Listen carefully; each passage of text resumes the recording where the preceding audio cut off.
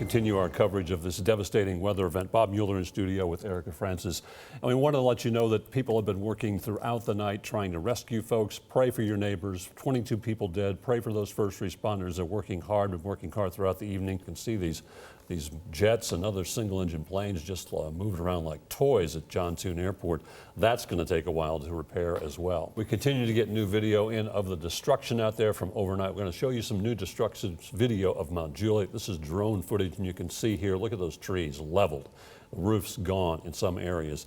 Homes are standing, but you can see that the roofs are completely gone in this subdivision. You can see that pad. You can see everything bending over forward as that storm went through there. Look at those trees. It's just crazy the different path that the tornadoes take. Well, this was specifically one tornado to our knowledge. In Mount Juliet last night, a firefighter bringing a child to safety, crossing live electric wires, doing his job, not asking for a pat on the back. This is just what these first responders do. They go towards the danger. They save lives. This was a devastating, deadly storm, but without these people, it would have been a lot worse. And now Mom has that child in her arm. What would you say to the families of the 20+ people now that did lose their lives, including children? That's hard. I mean, just stay as strong as you can. Reach out. I know it feels like the world is probably ending to them right now, but it's not the end. And there's still reason and purpose for them, so keep going. And we'll be here. Like, whatever they need, we'll be here for them. So, yeah. Precious.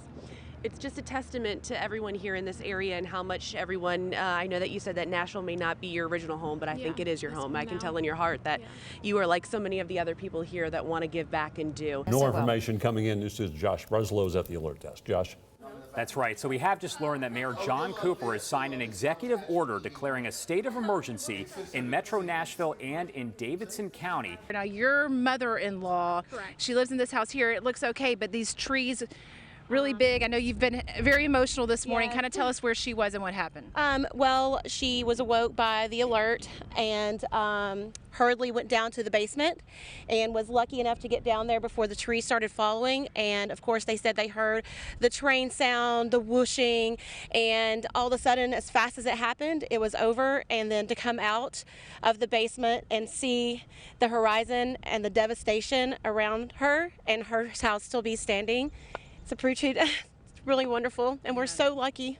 Yeah. She's so lucky, and we're just here to help and just do whatever we can to help the neighbors and get back to some kind of normalcy. And speaking of helping neighbors, come on over here. Nectar Urban Cantina has actually set up their food truck in the driveway here and are providing free tacos for the folks. What brought you guys out? I know you're a Donaldson business. Your business is okay, but y'all came out here to help the neighborhood. Yeah, it was a no-brainer. Just seeing what was going on in the community, the least we could do is do what we do best and make a few tacos, spread a little taco love, as we call it, and it's definitely helped. Very emotional day for sure. We're going to get a new perspective now, this time from Emily Proud. She is in Mount Juliet. All right, guys, I'm in Mount Juliet, where, frankly, it looks like a war scene coming from these storms last night. I mean, it is absolutely unbelievable. I want to kind of take you around some of the destruction and just show you how vast it is. You see right here, a tree has been uprooted. There's a pair of jeans on the root. I mean, just the amount of stuff that was picked up and thrown about is unbelievable. I mean, these were homes, and they're just absolutely devastated and destroyed. But the one positive that we are seeing is there is a lot of work being done right now. They're not sitting around. There's people working. We saw Comcast crews here hoping to get some cable back to this area.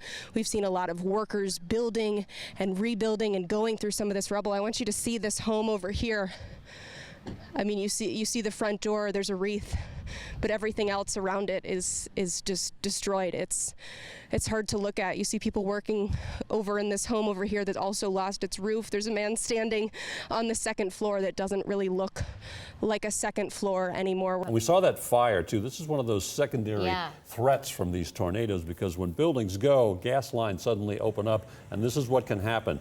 Gas fires can start like this. I know the gas company is working hard to make sure that gas gets shut off in neighborhoods affected, but this is what can don't happen. When the damage happens and for unknown reasons that gas starts spewing, all it takes is a spark, and this is what begins to happen.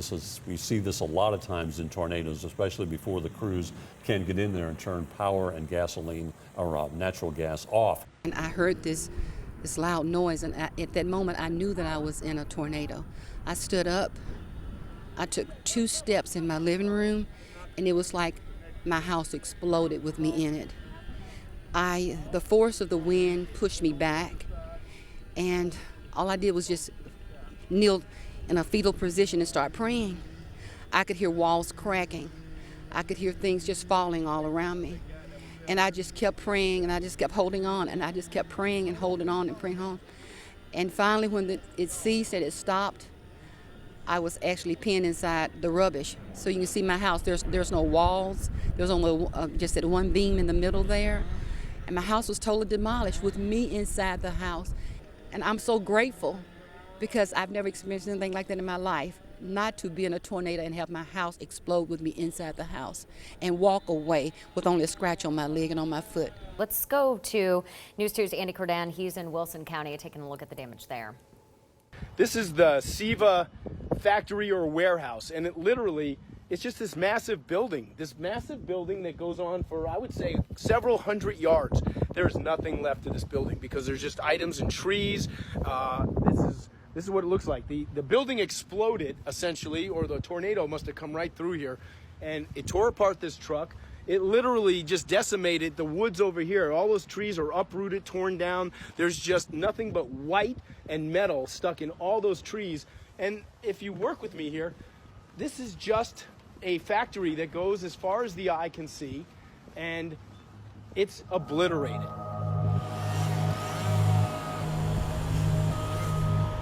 It's very much still an active scene and still an active search and rescue operation. This has unfolded since the time the storm hit. It's been a constantly evolving response that we've had, and so we're still in search and rescue mode. We're going back and doing those secondary assessments. Have a lot of heavy equipment in the area helping us to clear roadways, helping us to make sure that we're checking all the structures that are heavily damaged. And the bad part is that, of course, it's entire neighborhoods or roadways that are taking significant damage. So it's just taking some time to get through those areas and clear them. What is the feeling out there right now? You know, you're out there speaking to all of these people that are impacted by this. Yeah, in a community like anywhere in Tennessee, our responders are part of their communities, and so our folks are very mission-oriented right now. We fully expect that to start to wear off as we go without sleep, and as our folks are starting to find out that they may even know some of those that have been significantly injured or killed in this event. And so we're making preparations to take care of our folks. I wanted to ask you, I know that you were out here, you're helping. Why are you here today? Are you from the area? What's going on? From Nashville, just devastated after what's happened, and kind of ran out and met these guys and have just been wanting to do anything we can do to help anybody. It's so sad, and to all the families, I hope you guys are all doing well who lost people today. I want to talk about neighbor helping neighbor. Hey girls, come on in here. Please say what your names are. Caitlin, Arlette. Okay, so you guys drove down here. Where'd you drive from? From Hermitage. Okay, and tell me, what are you doing here? So today we are helping out those who were unfortunate in the tornado event. Both of us were very lucky to not have been affected by it, and we want to just help out those who got everything taken away from them. So what are you doing with these baskets here? What do you got in them? So we have pads, tampons, toothbrushes, toothpaste. We're putting Band-Aids. We're putting like moist towelettes, shampoo, conditioner, deodorant, stuff like that. And what made you say, I'm going to come do this? Because it's just giving back to the community. You know, even though not everybody knows each other in Nashville, we're all like one big family, one big community. So helping out one another is just like who we are. Yeah, Danielle, I know you've seen the strength of these storms, but when you see it in person, an EF3, went through there, and there's devastating effects it can have. It's so impressive to see personally when you see a complete devastation these storms can do to a community. You know, Bob, I was saying it last night. You know, I was on air with everyone. I believe the first tornado warning from this cell that really went from the western side of the state around, say, 11 o'clock, I think is when our first warning came out for Camden County. But that warning came out around Davidson County at 12:30, and then it came over here around 1, and it was flying. And I thought at night, I said, I'm not really going to look forward to seeing what it looks like when the sun comes up. And I can tell you, it really is devastation. But I have to say, the one thing I'm loving when I'm seeing this is the community, the people coming out here. I mean, they don't have their homes right now. They're trying to find belongings, and they have such a good positive attitude, and people just keep funneling in, bringing water, bringing things. I mean, this is such a great community effort, and it's just great to be out here with everyone. And, you know, everyone's thanking us. They're thanking us for our app. So if you're watching this, you download that app. That app will save your life, and we will be with you every step of the way. Our Brooke Reese is actually in Putnam County for us with another look at what we're seeing there. It's been a devastating day here in Putnam County as about a 2-mile stretch west of Cookeville was hit very hard by this tornado, and it has been confirmed this morning that 16 people have died so far. Let me get behind the camera here and just show you some of the damage that we are seeing right now here on West Broad Street. You can see that this home right here has suffered major damage to the roof, and just over here to this side, a house that was completely flattened and power lines down. North Nashville, the Buena Vista area was hit hard. News 2's Elizabeth Lane is there with us live. Elizabeth, folks are trying to recover and trying to clean up a little bit, but they got a long way to go. Yeah, Bob, that is surely an understatement. You're absolutely correct. And right now we've moved locations to give you a little bit of a different glimpse in the cleanup efforts and some of the damage that is happening right now in the Buena Vista community here in North Nashville. What you're looking at is just absolutely devastating for this community. We see lots of people are gathered out here. They're trying to get meals passed out. They're getting, because some local restaurants have come to help feed people, bring them water, bring them food, all of the good necessities, because actually the Kroger that's over here that we're looking at is out of power. So people are having a difficult time even getting the groceries that we need. So we're going to pan over and show you these businesses just absolutely destroyed, and there was a building, a brick building here that was just leveled. More scenes here from East Nashville as we continue to walk up and down the streets. We see the rubble just sitting outside of these people's homes, places that they have lived for such a very long time, like these gentlemen. You actually were here and braved one of the tornadoes in the past, same area. So when you're standing here, fast forward all these years later, what has it been like for you? This is I can't explain it. This is I don't know what you want to call it. The luck of the draw, the short end of the stick. But I'm just thankful that everybody's okay. Hi, my dear. You're sitting up here and I hear all these people coming to help you here. Happy birthday. Thank you very much. Oh, man. As you sit out what here, a party, huh? Right, as you sit out here and look around, what are you thinking?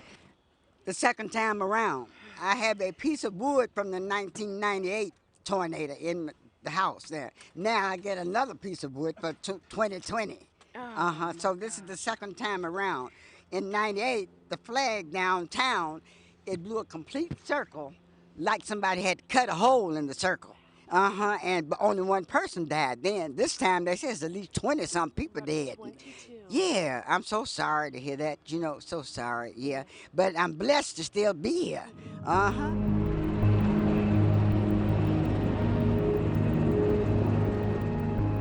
What are the things you've seen over there when you've been flying?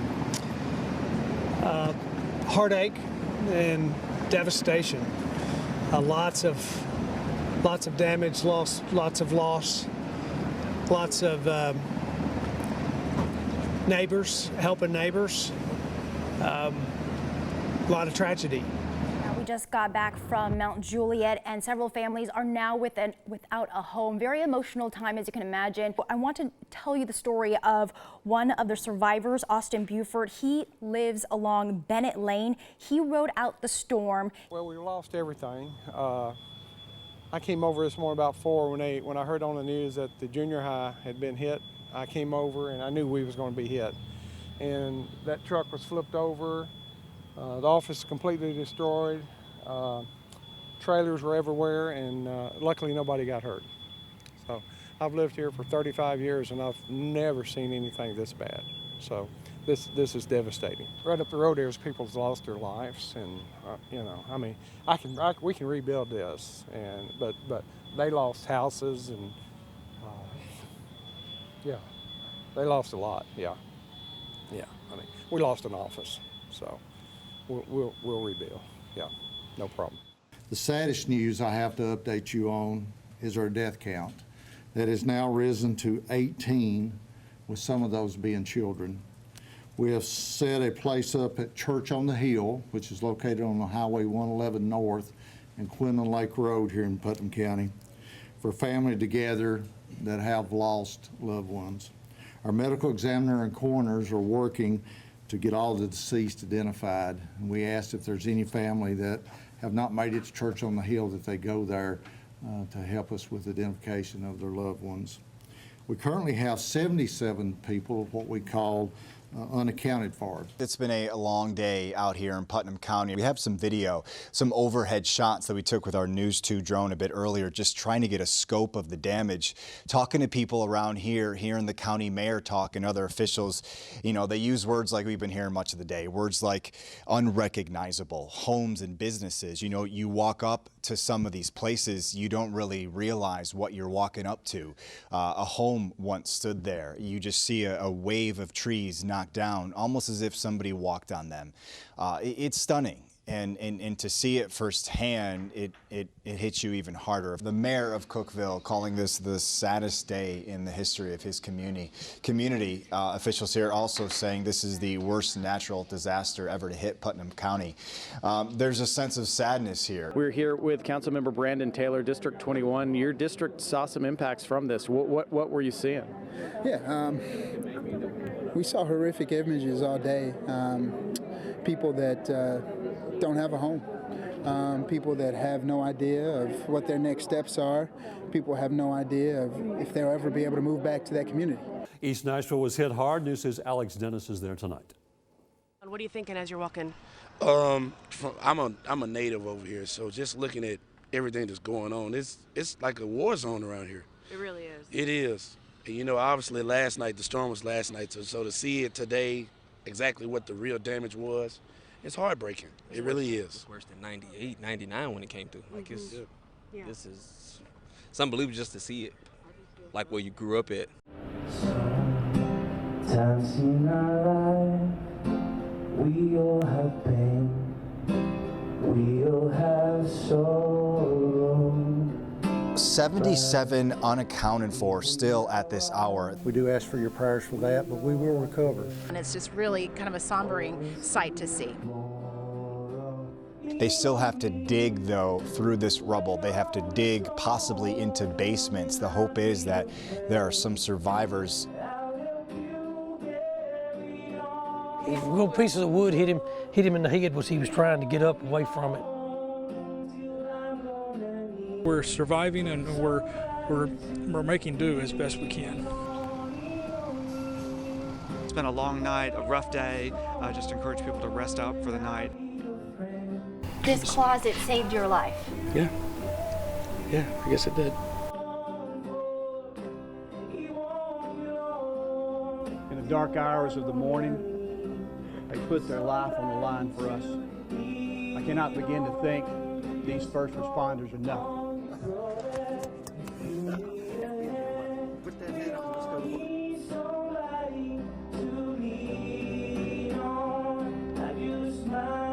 The Lord was with them. That's the only thing you can say. Yeah, because the whole house is it'll have to be tore down.